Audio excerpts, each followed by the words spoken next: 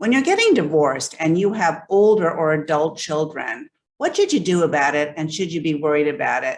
I'm Catherine Miller. I've been a divorce attorney in New York City and New York State for over 30 years. And the answer is pretty much yes, there are things you really need to worry about. Number one, wonder about what is an adult child, because you may think, okay, an adult child is a child 18 years or older. But in New York State, we find ourselves in an interesting situation as parents.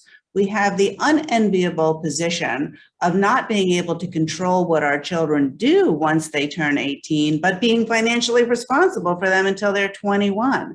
So yes, you're going to have to pay child support in that in-between time. And you know what might happen during that period of time? Your kids might go to college. So paying for college is one thing to consider about divorce with children who are older. How are you going to pay for it? I've done some other videos on ways in which we think about it, but if your children are in college already, making sure that you have a plan to pay for those expenses is absolutely essential.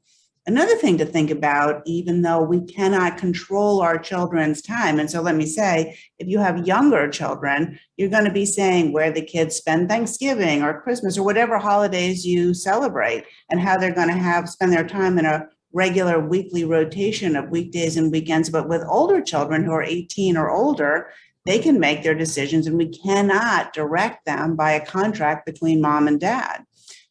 But on the other hand, we have to think about their own state of mind and how are they going to make those decisions. Some people are like, oh, just let them choose. But that puts them in a really rough spot of having to decide, am I going to be with mom? Am I going to be with dad? Or which mom or which dad am I going to be with? Because they're then going to have to feel like they're managing the feelings and how they're going to take care of the parent they're not with. So it can be really, really helpful if parents give their children direction and permission to spend holidays with the other parent and to work that out in a way that is cooperative and supportive and loving of your children who really want some guidance from you, even if they're in their 20s, 30s, or even 40s and 50s.